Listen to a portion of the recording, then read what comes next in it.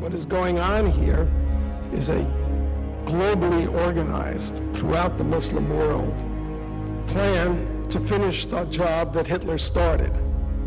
And unlike the Nazis, who hid their final solution, the Muslim radicals shouted from the rooftops.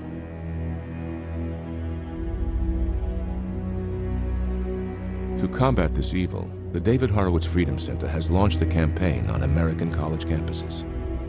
Its purpose is to confront the Israel apartheid weeks and the hate groups behind it. The center has created a Palestinian wall of lies to refute the blatant falsehoods of Israel Apartheid Week and to expose the genocidal agendas of the Muslim Brotherhood, Hamas, and of the Muslim Students Association.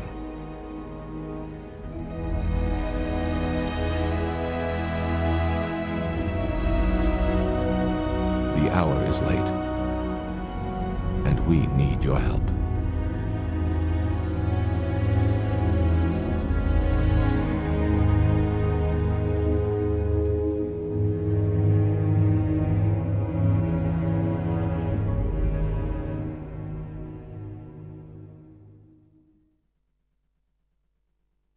Welcome back to Live at 9. There was a very chilling video there about the rise of anti-Semitism and anti-Israeli incitement at university campuses in America. But Benjamin, my first question to you really, we've seen that in the States, but what is the situation? I'll ask this of both of you actually. What's the situation facing Israeli students and Jewish students on our campuses at universities?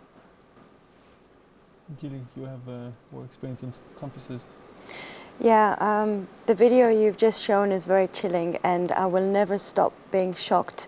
I've been facing this for quite some years now, and even now I'm shocked when I see it. As I mentioned earlier, I was a student here until recently. I've spent the past 7 years in Europe studying, and I was a witness to the situation getting worse and worse by the day.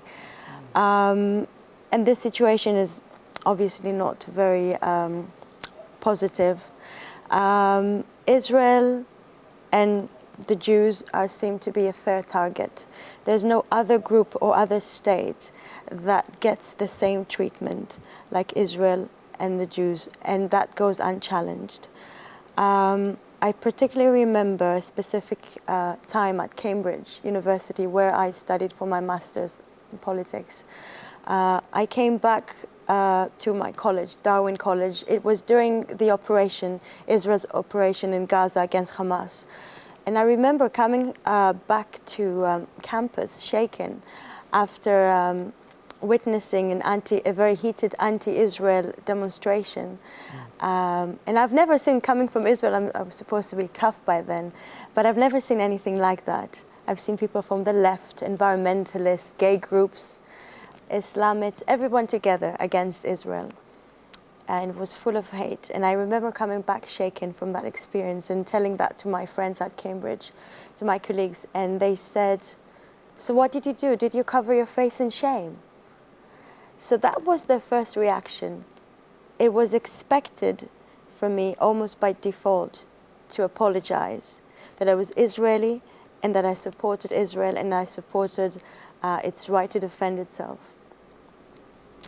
And that's a very common phenomenon, unfortunately. It happens again and again, and you're constantly on the defense. So that's very unfortunate. And the most dangerous thing about it is that it happens in a very, so to speak, sophisticated way that manages to be very attractive to students here at universities. The anti-Israel campaign has become very attractive to students. It has managed to hijack the human rights agenda. And when events such as Celebrate Palestine or Israel Apartheid Week have kite-making workshops or poetry and food stalls, it looks very attractive and it looks very kind, but it's not.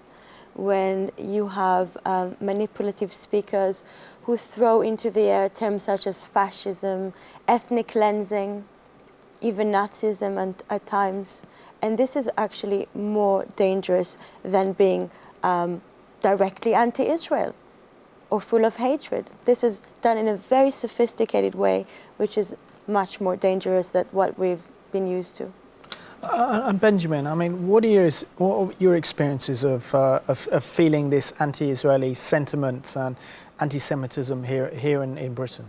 Well, the first experience I ever had with Britain was visiting here in '99, going into a corner shop to ask for directions and actually having a pleasant conversation with the salesperson over there, until he asked me where I was from, and I responded Israel.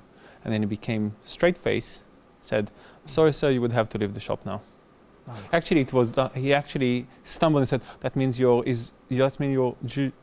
Sorry, sir, would you leave the shop now?"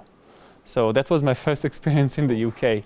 I don't hold it against the British crowd in general, because I found this country to be very tolerant. But I want to add my experience to Gili's. I actually went to participate. I was a student in King's College. I went to participate in a pro-Israeli event in SOAS. And while I was waiting for that event, there was an event going in the student room. And it was Save Gaza event, something, people coming back from Gaza with their experiences, and it was hip, it was fun, it was great. Nobody was talking about the fact that they were helping one of the most hideous regimes in the world. They were not talking about the fact that the government that they were now trying to help is a government which is dedicated to death and destruction, to genocide. That wasn't talked about, but it was a fun event with great atmosphere where the poison actually goes subconsciously into the minds of the people. And that's why I don't necessarily think that each person member of those organizations knows that he's essentially a secret anti-Semite. But they are. I mean, I discussed earlier in the program, I started the program, Benjamin, talking about the deep-rooted historical anti-Semitism that's been very prevalent in British society over the centuries. Even up until the 20th century, where we've actually witnessed the British government then blocking Jewish immigration to the Mandate of Palestine that could have saved millions of Jews from the hands of the Nazis that wouldn't have died in the Shoah and the Holocaust. But we seem to have, since the establishment of the State of Israel in 1948, it seems that we've moved away from the more traditional form of anti-Semitism, which is, the evil, conniving Jewish caricature, the Shylock character, more towards anti-Semitism on international level, where Israel faces discrimination and delegitimization. Can you explain why Britain has become a centre for this anti-Israeli sentiment? Well, Britain, this type of anti-Semitism you described is sometimes called the new anti-Semitism, and it is it can be defined as discriminating against Jews not as individuals, not even against as a faith, but as a nation. And you would hear people saying, yes, of course everybody deserves their own state, of course the Palestinians and the Sudanese and every nation deserve, but not the Jews. They don't deserve a state. You'll find all kind of grouping Jews together and denying them not individually of the rights, but as a group denying them of the right and dubbing them together. That's prevalent very much in the UK, mostly because I think the UK actually didn't go through the Holocaust, where other European nations have seen the Holocaust with their own eyes. The British haven't, and therefore they were not more susceptible to that subtle anti-Semitism disguised as legitimate criticism of Israel being injected into the system through the media, through the politics. It's true there was very much undercurrent anti-Semitism through the 40s. It is actually appalling to see how much you will find it in books. You'll find it even in politics, in private diaries of high officials in politics. But it only broke out when this new form of anti-Semitism, denying the Jews as a group, not as individuals of the right, demonizing the Jewish people, not the individuals, through Israel, made it okay to be anti-Semite, and it's now growing stronger and stronger. It takes only a little bit to scratch the surface to see the good old-fashioned anti-Semitism underneath it.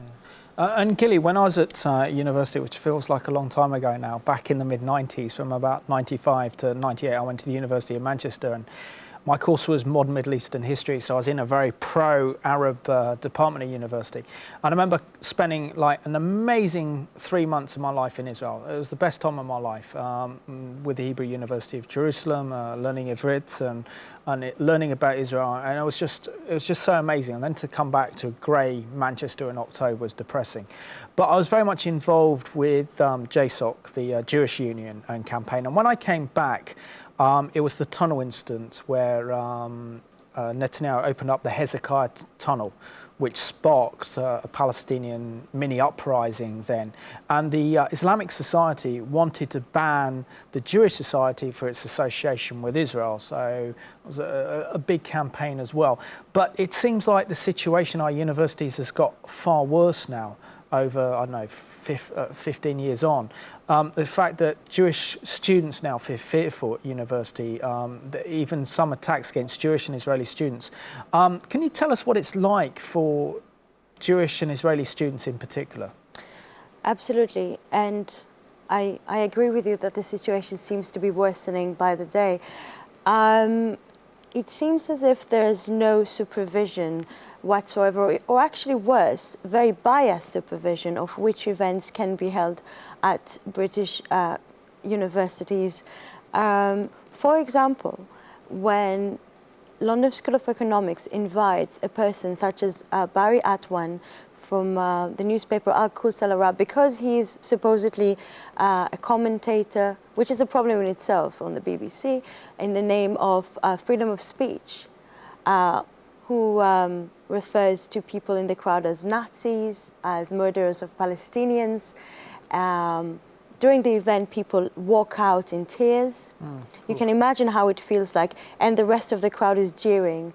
Yeah. Now, at the same time, if you have this freedom of speech, you don't have the freedom of speech when the German society wants to invite a person called Thilo Sarrazin based on the assumption that he's an anti-Semite, because it's very useful to use the term anti-Semite when he comes to speak. He actually is not an anti-Semite. You can debate whether he's right or wrong, but he's definitely not an anti-Semite. So obviously you can imagine that creates fear and makes a lot of Jewish students and Israeli students to shy away from such events, from conflict, from standing up. And some of them, I dare to say, are actually sucked into the narrative of the other side because it's very appealing. And when you lack the knowledge and the confidence, you start to doubt your own ideas in many instances. And I've seen that a lot.